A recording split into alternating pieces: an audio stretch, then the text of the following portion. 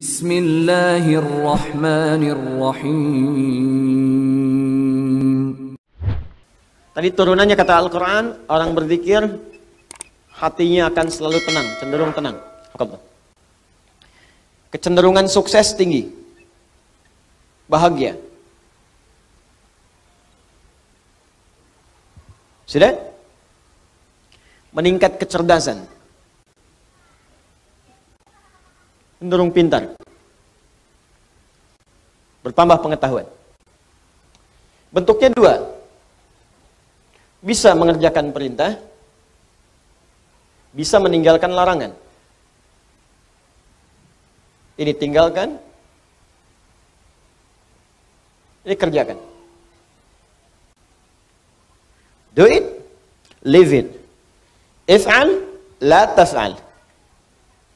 Kerjakan, tinggalkan. Ini saya turunkan tadi, ada salat, kan? Ada interaksi dengan Al-Quran, ada puasa, dan seterusnya. Orang yang salat, maka dirinya cenderung tenang. Orang yang salat cenderung sukses dalam hidupnya, bahagia. Makanya panggilan salat, panggilan kebahagiaan. Hayya 'alas shalah. Kenapa salat ya Allah? Hayya 'alal falah. Bahagia yuk. Sukses. Kan? Cenderung kemudian pintar. Makanya banyak orang di masa lalu itu, ya, ketika dia akan mengerjakan soal-soal salat, Pak, Bu. Imam Al-Bukhari itu menuliskan Sahih Al-Bukhari selama 16 tahun. 97 pembahasan. Setiap pembahasan itu berapa banyak hadis? Kitabul Iman 57 hadis, ada Kitabul Ilmi sampai Kitabul Tijarah, Kitabul Mali, terus sampai Kitabul Jihad. Banyak sekali. Ya, itu setiap menuliskan satu hadis salat 2 rakaat. Dituliskan pertama di Masjid Al-Haram, disempurnakan di Masjid Nabawi, 16 tahun. Semua ulama-ulama kita itu mustahil mereka bisa menulis kitab, merumuskan sesuatu, inovasi, penemuan baru, kecuali pasti rahasianya ini. Salat Al-Quran, salat Al-Quran. Ada orang mengkaji Al-Quran, tiba-tiba menemukan penemuan. Ya, Ibnu Firnas baca surah Al-Mulk ayat 19. Ya, ketika membaca ayat itu, Allah awalam yarau ila tayri fawqahum saffatin wa yaqbidna ma yumsikuhunna illa rahman. Apa engkau tidak analisis, perhatikan bagaimana burung bisa terbang di udara dengan dia mengepak-ngatukan sayapnya, dijaga oleh Allah. Kalau nggak dijaga nggak bisa terbang. Maka dilihat, oh, Allah berkehendak bisa terbang. Karena apa? Kepak-katup sayap. Dilihat, dianalisis, bikin modifikasi sayap burung, terbang, naik ke atas bukit, sampai bisa terbang 20 meter. Ngelihat ke bawah, jatuh, meninggal. Nah, betul, ketika meninggal dan meninggalkan karya yang kelak itu jadi prototipe pesawat terbang di kemudian hari. Ya, ada lagi Jabir bin Hayyan, baca Al-Hadid, Quran surah 57. Ayat 25 sampai 26. Wa anzalnal hadid, kami turunkan besi dari langit. Besi bisa turun dari langit. Dilihat apa itu besi. Dicari besi. Sekarang terbukti meteor ada yang bahannya dari besi. Ya, turun dari langit. Waktu itu bingung, apa ini besi? Apa sih besi itu menarik? Dibawa ke labnya besi. Dianalisis, dikeluarkan sampai ke atom terkecilnya.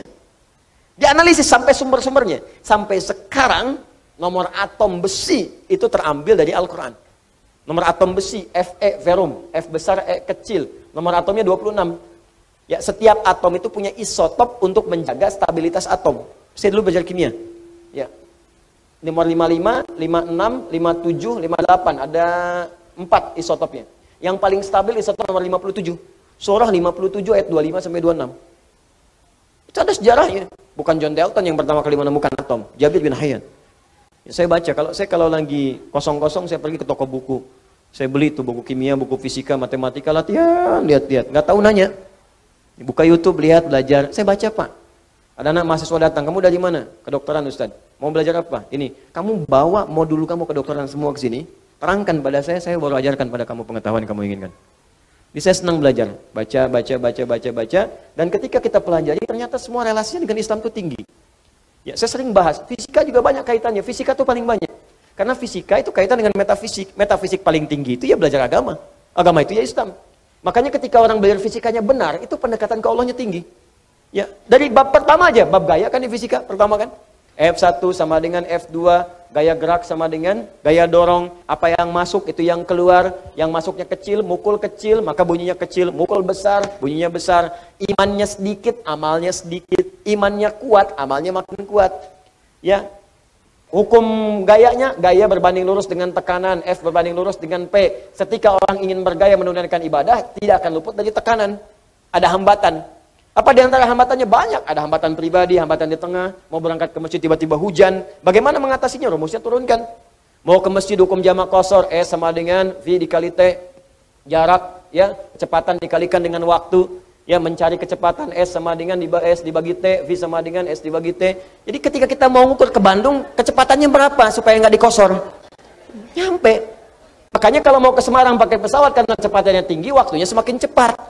Ya, berangkat kemudian jam 11, nyampe jam 12, zuhur aja belum. Apa yang mau dikosor?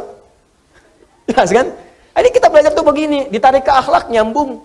Akhlak, F, gaya berbanding lurus dengan tekanan, hukum Pascalnya. Gaya berbanding lurus dengan tekanan, semakin banyak gaya, semakin tertekan. Akhlak. Banyak pokoknya. Oh, pokoknya indah deh, kalau belajarnya benar tuh enak. Di fisika tuh nggak berhenti di kampus, di kuliahan, dibawa ke masjid, masih diterapkan fisika. Ya, hukum hambatan, gaya Ohm, macam-macam. Enak pokoknya kelihatannya. Di Thomas Alva Edison itu kalau baca surat An-Nur aja, ayat 35, udah selesai tuh, nggak akan sampai 1000 kali bikin bohlam. Oleh Al-Misbahu fi Zujajah. Ya, kalau mau terang itu mesti ada zujajah, ada kaca. Nggak bisa begitu aja, bisa meletus, bisa hancur terus-terusan. Itu kan dia yang ke 1000 itu bikin kaca pelapis jadi bohlam. Baca satu ayat selesai. Itu. Kenapa jadi ke sini? Ini perintah. Ada yang kedua, sifatnya berbentuk larangan. Apa namanya? Larangan. Ini tenang, ini sukses, ini bahagia. Jadi ada yang sifatnya larangan. Pertama kata Allah, tinggalkan zina. Di surah Cahaya.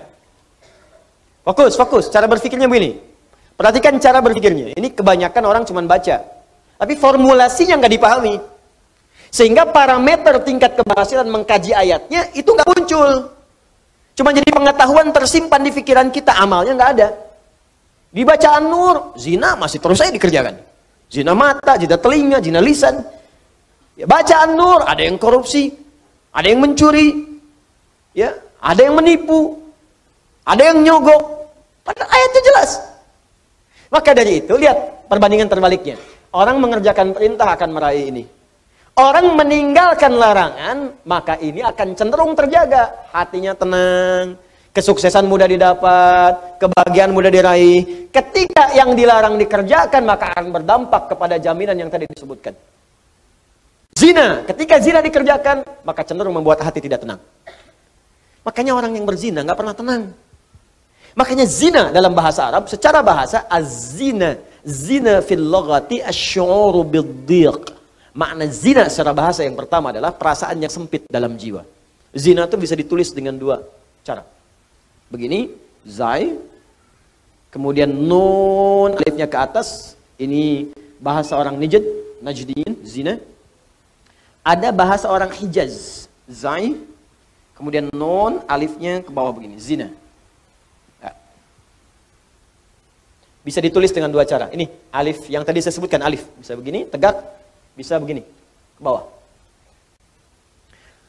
Az-zina fil lughati lahu ma'anin katsirah wa minha asy-syu'ur bid-dhiq. Zina secara bahasa memiliki banyak arti. Di antara makna yang paling populer, yang pertama adalah perasaan yang sempit di dalam hati. Makanya orang yang berusaha untuk berzina, awas hati-hati, melanggar ketentuan Allah, kata Allah tinggalkan dia kerjakan. Itu pertama akan menyebabkan hatinya terasa sempit. Sering gelisah. Makanya jangankan mengerjakan yang secara istilah, benar-benar dikerjakan hubungan seksual. Baru mau muqaddimah saja, mata mau melihat gambar-gambar yang kotor, itu karena hatinya sempit, gelisah, gak mau ketahuan orang. Ya, sembunyi-sembunyi, bawah meja, ya, masuk ke kamar sendirian, gak mau orang lihat. Kenapa? Karena sempit. Tuh, ketenangannya hilang. Orang tenang itu kan cenderung gelisah. Orang yang tidak tenang cenderung gelisah. Ya kalau orang tenang tuh biasa aja. Lagi baca handphone, mau lihat, gak apa-apa, silahkan. Ya, berkata-kata, dengar, gak ada masalah. Tapi ketika ada orang berbuat hal yang dilarang tadi, berkata-kata gak mau kedengaran orang. Makanya transaksinya tertutup. Pakai kode-kode. Ya, di mana roti bisa ditemukan? Roti. Hah? Kijang satu. Kijang. Hewan yang disalahkan. Cek. Makanya kata-katanya cenderung diarahkan kepada yang lain. Kupu-kupu malam. Kupu-kupu. Tuh. Buaya darat. Buaya. Buaya aja nggak ada yang begitu. Ya, coba lihat kehidupan buaya. Iya, ada buaya yang berzina. Ya, buaya emang hidupnya begitu. Ya, yang terbayangkan. Jadi saya mau katakan, orang yang melanggar ketentuan ini pasti hatinya gelisah. Awas, suami yang mencoba, pria yang mencoba kemudian bergaul di luar hal yang dibenarkan dan mencoba untuk berzina, pasti akan gelisah hidupnya. Puncaknya apa? Kesuksesan akan berpengaruh. Betapa banyak karir hancur gara-gara kemudian perbuatan ini. Ya, betapa banyak kebahagiaan hilang, hancur rumah tangga, berpisah kemudian, anak-anak kemudian jadi terlantar. Makanya mikir dulu, kalau ada orang sudah berumah tangga, ada anak, berpikir untuk berbuat yang ini, mikir anak-anak Anda, kasihan.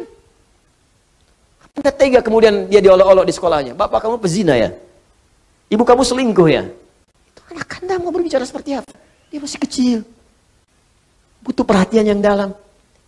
Makanya orang yang berbuat hal yang seperti ini, pasti pertama akan terganggu kemudian ketenangan jiwanya. Kesuksesannya akan berpengaruh. Kebahagiaannya akan sirna. Dan yang paling dahsyat adalah, biasanya, ini akan fatal. Berpengaruh kepada kecerdasan dan yang lainnya.